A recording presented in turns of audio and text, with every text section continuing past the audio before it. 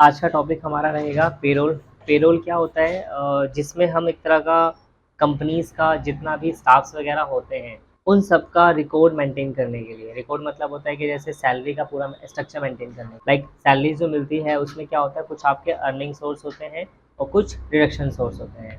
Earning में जैसे क्या क्या आता है, बेसिक सैलरी होता है, एच होता है, एच मतलब हाउस रेंट अलाउंस, फिर टीए होता है ट्रैवलिंग अलाउंस, डीए होता है डेली अलाउंस। ये चार आपके अर्निंग सोर्स हो गए। कौन कौन से? Basic, H R A, T A, D A. ठीक है। उसके बाद सैलरी में से कुछ डिडक्शन भी होता है। तो डिडक्शन में आता है एक तो पी एफ यानी provident fund, E S I employ state insurance. Okay. और थर्ड आता है, अगर आपका टैक्स लाइबिलिटी में आता है तो सर्विस टैक्स। तो ये तीन हमारे टैक्स एक तरह का डिडक्शन कैटेगरीज में आ गए। तो ये सब हमें सैलरीज में मेंटेन करना होता है। तो वो किस तरीके से मेंटेन करना होता है, वही सारा जो प्रोसेस होता है वो कहलाता है पेरोल। इसमें आपकी सैलरी स्लिप भी जनरेट होती है, आपका प्रॉपर सैलरीज, आप कितना पेमेंट किया है, किसको पेमेंट किया है, वो सारा हिसाब किताब इसमें प्रॉपर आपका मेंटेन रहता है। ठीक है, करना होता है। तो कैसे करना है आइए समझते हैं। सबसे पहले आपने क्या करना है, इस फीचर को इनेबल करना है। तो इनेबल करने के लिए आपने F11 प्रेस करना है और यहाँ से आपको आना है मेंटेन पेरोल, इसको इनेबल कर लीजिए आप। यस एंटर, और नीचे वाले को भी यस कर लो। ठीक है। अब यहाँ पे मांग रहा है ये पेरोल सैलरी डिटेल्स, यानी जिसका जो कंपनी पीएफ वगैरह कट करती है या ईएसआई कट करती है तो उसके पास आगे कोड मिलता है, यानी वो रजिस्ट्रेशन करवाना पड़ता है पीएफ और ईएसआई के लिए। तो वो आपको डिटेल्स यहाँ पे मेंटेन करनी है। तो कंपनी कोड यहाँ पे डालना है। तो मैंने यहाँ पे कंपनी कोड डाल दी, जो भी डिजिट का कोड होगा वो डाल दीजिए। फिर आएगा कंपनी अकाउंट ग्रुप कोड, अगर उसका ग्रुप कोड है तो डाल दो, नहीं है तो स्किप कर दो। सिक्योरिटी कोड भी है तो वो डाल दीजिए। फिर ये जो सेक्शन है ये किसका है, प्रोविडेंट फंड का यानी कि पीएफ का। फिर नेक्स्ट आता है ईएसआई का यानी कि एम्प्लॉय स्टेट इंश्योरेंस, ये ईएसआई का। तो उसका कंपनी कोड क्या है वो डाल दीजिए। ग्रुप को ब्रांच कोड क्या है, ब्रांच ऑफिस हम डाल देते हैं यहाँ पे, या द्वारका डाल देते हैं। एंड स्टैंडर्ड वर्किंग डेज जो है, मतलब एक 1 वीक में नहीं, per month, standard working days per month. तो पर मंथ वर्किंग डेज कितना है, standard working days per month तो हमारा है जैसे 5 डेज है या 6 डेज है। ठीक है। तो हमारा जो है लाइक 5 डेज है, तो यहाँ 5 डेज कर देंगे। 5 डेज मतलब Monday to Friday, Saturday Sunday off रहेगा, तो सिर्फ 5 कर दो, डेज हटा दो। उसके बाद फिर आएगा यहाँ पे नेशनल पेंशन, यानी कि अगर आपका पेंशन वगैरह का भी है तो यहाँ पे डाल दो। ठीक है, फिलहाल पेंशन का नहीं है। इनकम टैक्स की डिटेल्स वगैरह है, यानी कि टैक्स आपके पास 10 नंबर है, 10 डिडक्शन और कलेक्शन का आपके पास नंबर है, तो वो यहाँ पे डाल दो। तो हम यहाँ पे वो डाल देते हैं। ये कुछ इस तरीके से होना चाहिए जिसमें आपका 4 अल्फ़ाबेट होता है, फिर 5 न्यूमेरिकल होता है और एक अल्फ़ा होता है। ठीक है, यानी पेन कार्ड की तरह होता है बेसिकली। तो मैं इसको हटा रहा हूँ। ठीक है, तो जो इन्फॉर्मेशन आपके पास है वो यहाँ पे डाल दीजिए। उसके बाद आप इसको एक्सेप्ट कर लो। ठीक है, कंट्रोल ए करके हो गया एक्सेप्ट। तो ये फीचर हमारा इनेबल हो चुका है। ठीक है। अब आपने आना है क्रेडिट सेक्शन पे। क्रेडिट सेक्शन पे जाएंगे और यहाँ से हमारे पास पेरोल मास्टर इनेबल हो गया है। ठीक है, पहले पेरोल मास्टर नहीं आता, अभी आ चुका है। अब यहाँ पे कई सारी चीज़ें हैं। ओके। तो आपने इसमें सबसे पहले क्या करना होगा, इसमें यूनिट्स क्रिएट करने होंगे। तो सबसे पहले आपने क्या करना है, यूनिट क्रिएट करना है। तो यूनिट कहाँ से क्रिएट करेंगे, पेरोल पे, यहाँ यूनिट है। अब यूनिट मतलब क्या होता है यहाँ पे, जैसे हम यहाँ पे बनाएंगे आवर्स मिनट का। ठीक है, जैसे आप आइटम्स बनाते थे तो आइटम में हम पीसीज बनाते थे, नंबर्स बनाते थे, पैकेट बनाते थे, वैसे ही यहाँ पे हमें क्या करना, आवर्स के हिसाब से। क्योंकि क्या होता है, कई बार कई कंपनियाँ ओवर टाइम के हिसाब से भी पे करती हैं। तो ओवर टाइम जो होता है वो आवर्स के हिसाब से होता है, 1 आवर 2 आवर। ठीक है, तो उसका हमें यूनिट क्रिएट करना है। तो मैं यहाँ पे बना रहा हूँ आवर्स यानी HRS, और यहाँ उसका पूरा नेम आवर्स। ठीक है, ये नॉट एप्लीकेबल रहेगा, ये 0 रहेगा। फिर ऐसे एक मिनट का MIN, मिनट का बना लिया। ठीक है, और फॉर्मल नेम जो रहेगा मिनट, फुल नेम आ जाएगा, ये नॉट एप्लीकेबल। फिर एक हम ना दोनों का कंपाउंड बनाएंगे। ठीक है, कंपाउंड के लिए आपने क्या करना है, ऊपर टाइप पे जाना है। ठीक है, या बैक स्पेस कर दो और यहाँ पे फिर कंपाउंड लेना। कंपाउंड मतलब हम आवर मिनट, जैसे मान लो कोई अगर 1.5 घंटे का कर रहा है तो उसका क्या हो जाएगा, 1 आवर 30 मिनट्स होगा। ठीक है, तो इसलिए हम यहाँ पे क्या करेंगे, कंपाउंड बनाएंगे। कंपाउंड में यहाँ आवर ले लेंगे ऑफ 1 आवर्स, या 1 आवर्स में कितने होंगे, 60 मिनट्स, ये आपको करना होगा। यानी आवर्स ऑफ 60 मिनट, यानी 1 घंटे में कितना होगा, 60 मिनट होगा। ठीक है, तो हमने दोनों का कंपाउंड यहाँ बना लेना है और फिर यस का लेना है। आप देख सकते हैं यहाँ पे आपके आवर्स मिनट का बन गया है, और जो हमने कंपाउंड बनाया है वो आपका वहाँ शो करेगा। मान लो अगर हमें 1.5 घंटे का देना है, 2 घंटे का देना है, तो उसके लिए बेसिकली रहेगा। ठीक है, तो आवर्स और मिनट का बना लेना।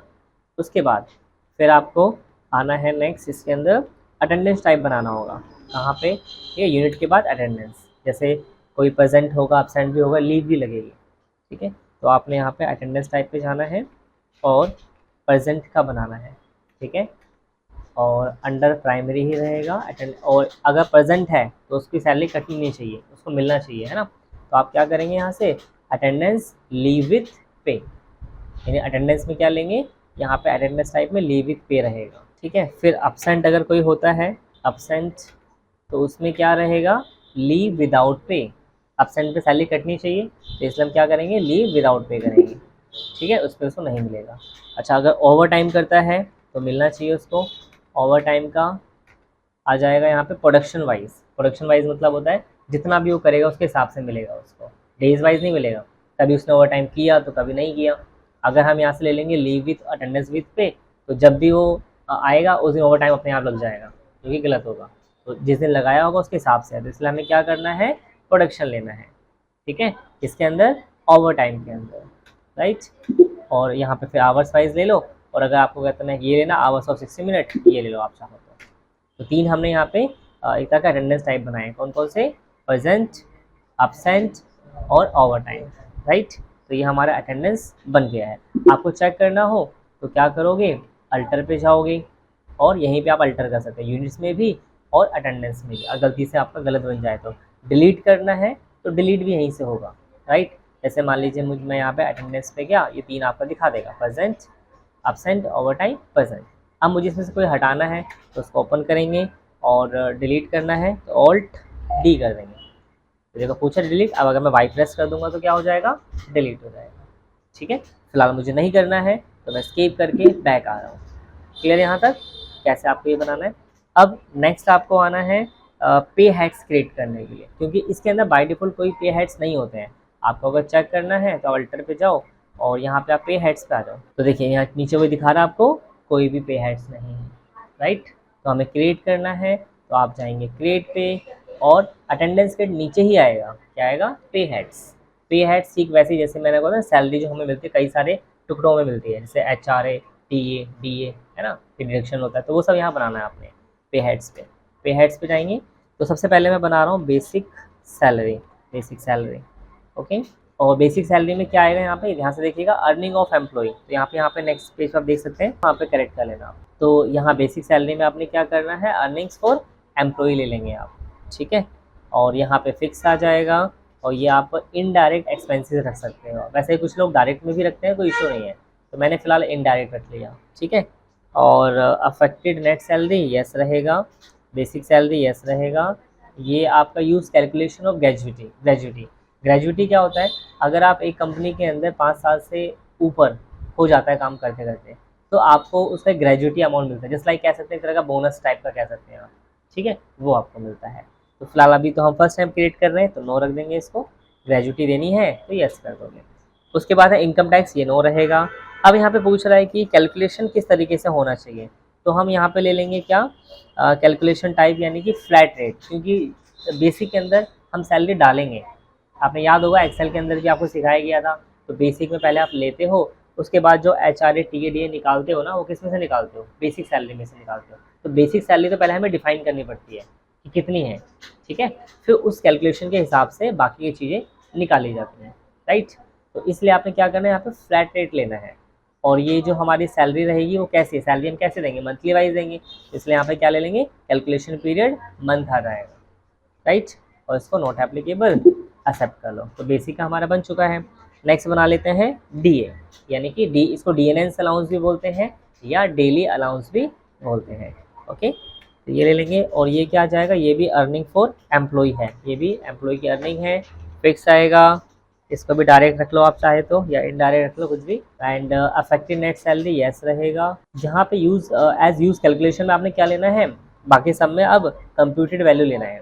कंप्यूटेड वैल्यू में क्या रहेगा कि हम परसेंटेज डिफाइन कर देंगे, कि 5% मिल रहा है, 8% मिल रहा है, 10% मिल रहा है, वो आप डाल दोगे यहाँ पे। तो एज अ कंप्यूटेड वैल्यू हो जाएगा, ठीक है। उसके बाद एंटर करेंगे, यहाँ पे नई चीज़ खुल गई, यहाँ पे आप देख सकते हैं। तो यहाँ से आपको क्या लेना है, स्पेसिफाइड फॉर्मूला, क्योंकि हम फॉर्मूला डालने वाले हैं यहाँ पे। और वो जो फॉर्मूला कैलकुलेट करेगा किस में से निकलेगा, बेसिक सैलरी में से, यानी जो हमारा HRA होगा, TA होगा, DA होगा, PF है, ESI है, वो सब किस में से निकालोगे, बेसिक सैलरी में से निकालोगे, ठीक है। तो यहाँ पे बेसिक सैलरी आपने लेना है, और इसमें आप ले लेंगे एक तरह का ये क्या है, बस बेसिक सैलरी लेने के बाद एंड ऑफ लिस्ट, ठीक है। एक बार चेक कर लो दोबारा कि आया है, हाँ आ गया है, स्पेसिफाइड फॉर्मूला, बेसिक सैलरी और डेट ऑफ एप्लीकेबल। तो वो तो हमारा फाइनेंशियल ईयर क्या चल रहा है, 1 अप्रैल 23 चल रहा है, तो वो आ जाएगा। उसके बाद अमाउंट कुछ नहीं डालना है यहाँ पे, हाँ यहाँ आपको सेट करना है टाइप ऑफ स्लैब, यानी वैल्यू लगे उसके हिसाब से, या फिर परसेंटेज लगे। अगर वैल्यू लूँगा तो मुझे अमाउंट डालना पड़ेगा, तो इसमें परसेंटेज में क्या होगा, जो भी उसकी बेसिक सैलरी होगी उसके हिसाब से कैलकुलेशन होकर के ऑटोमेटिकली आएगा, ठीक है। तो आपने क्या रखना है, परसेंटेज रखना है। अब DA कितना देना चाहते हो, ये हमने 10% दे दिया, ठीक है। Enter enter enter. तो 2 हमारे पे हेड्स बन चुके हैं। अब और बनाने हैं, जैसे HRA बनाना है, TA बनाना है, राइट। तो अब यहाँ पे बना लो HRA यानी कि हाउस रेंट अलाउंस। तो ये भी अर्निंग फॉर एम्प्लॉई आएगा, फिक्स्ड आएगा, डायरेक्ट एक्सपेंसेस आएगा, और यहाँ से यस, ठीक है।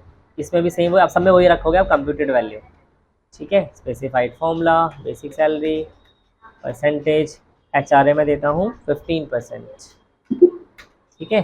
फिर एक बना लीजिए TA यानी कि ट्रैवलिंग अलाउंस, ओके। ये भी अर्निंग फॉर एम्प्लॉई, फिक्स आएगा, ये भी कंप्यूटेड एज डिफाइन नहीं आएगा, कंप्यूटेड वैल्यू रहेगा, और स्पेसिफाइड फॉर्मूला रहेगा, basic salary and end of list. TA हम दे देते हैं 10%, ठीक है। तो 4 हमारे अर्निंग के बन चुके हैं।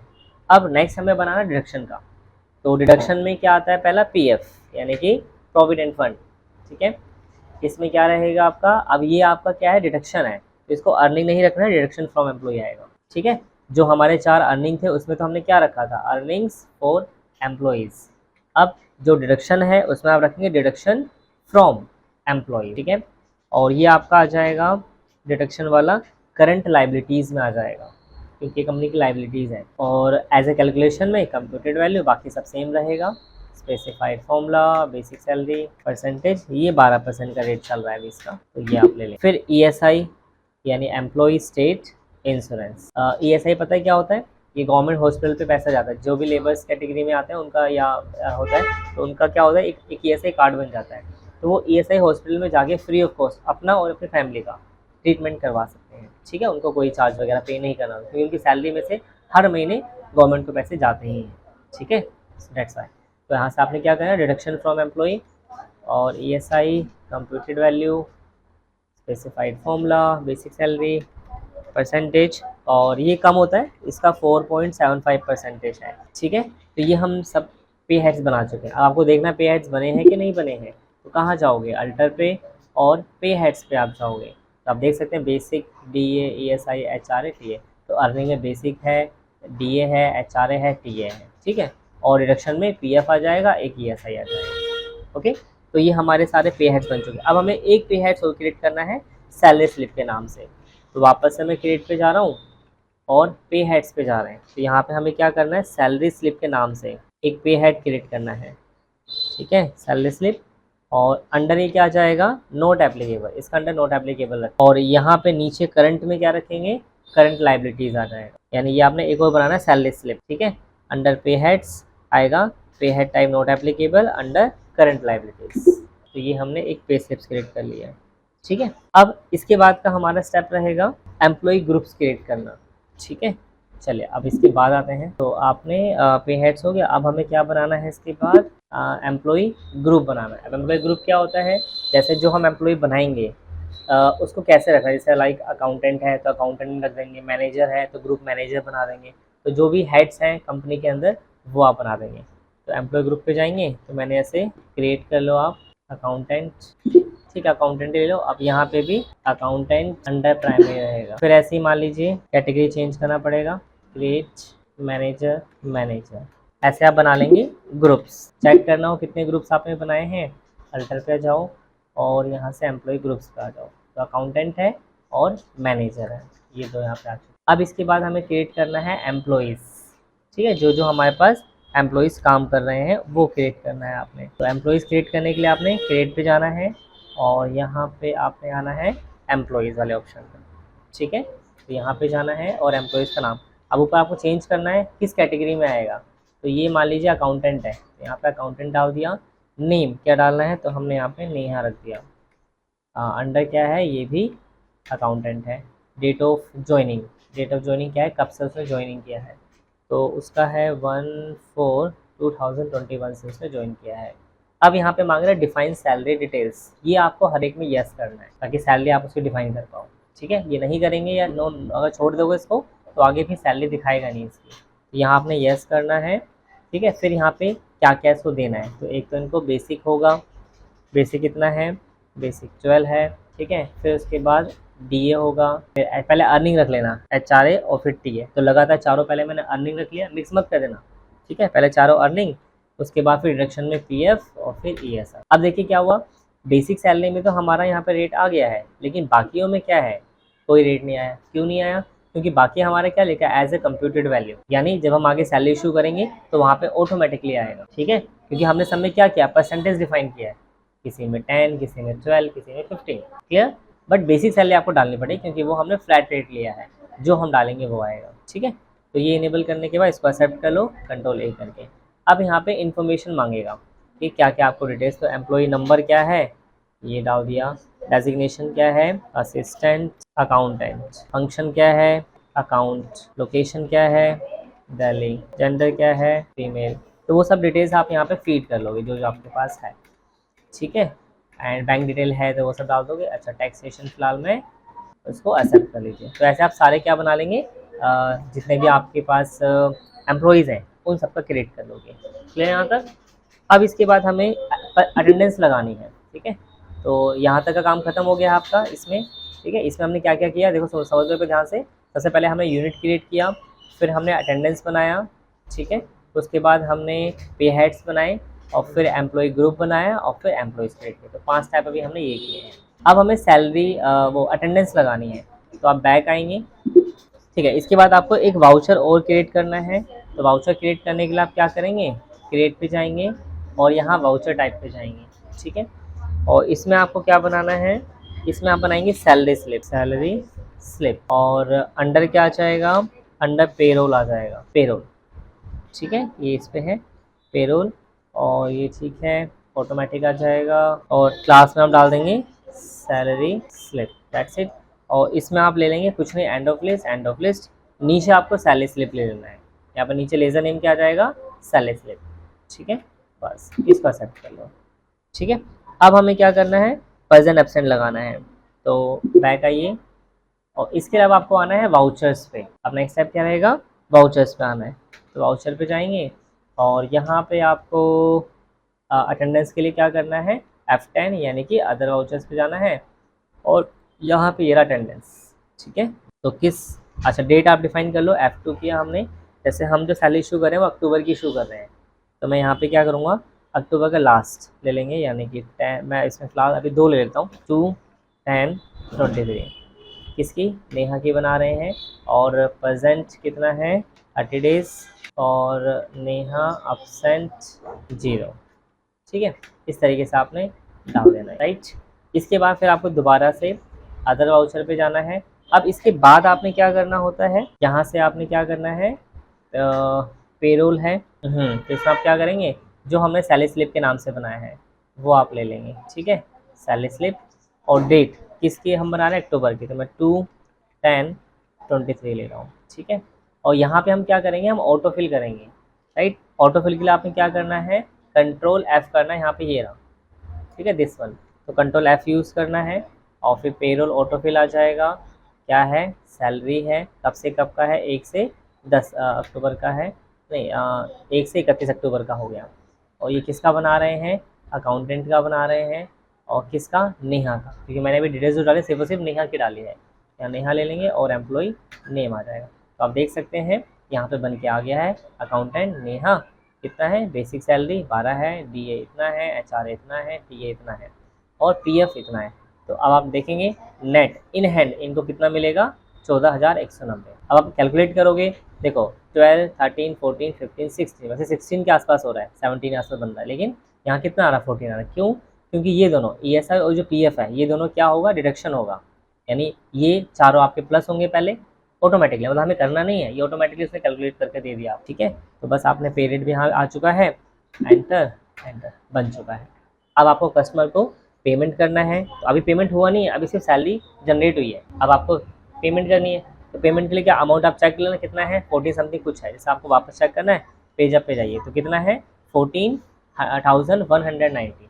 अब मुझे पेमेंट करना है, ठीक है, तो पेमेंट के लिए हम क्या करेंगे, पेमेंट वाउचर पे जाएंगे। ठीक है, तो यहाँ से पेमेंट वाउचर अपने आप आ चुका है, और अब इसको यहाँ से आप पेमेंट कर लो, एक्सेप्ट कर लो इसको। तो बेसिक सैलरी ये है, DA इतना है, TA इतना है, और ये आपका कटिंग होके बेसिकली आ जाएगा, समझ में आ रहा है, इस तरीके से, और इसको पेमेंट कर देंगे। तो इसको आपने एक्सेप्ट कर लेना है, कंट्रोल A करके, हाँ, नो कैश नो बैंक। अच्छा, तो इसमें एक काम करना पड़ेगा, ऐसे मत करो पेमेंट आप, क्योंकि यहाँ पे सारा कुछ आ गया। हाँ, तो आपने बैक करना है, ठीक है, और फिर पेमेंट वाउचर पे जाना है। तो पेमेंट आ गया है ऑलरेडी, डेट ले लो, तो डेट में मान लीजिए 1 नवंबर को पे कर रहा हूँ, ठीक है, और क्या है, सैलरी पे कर रहे हैं, तो यहाँ से आप ले लो सैलरी, और कितना था 14,000 यानी 14,900।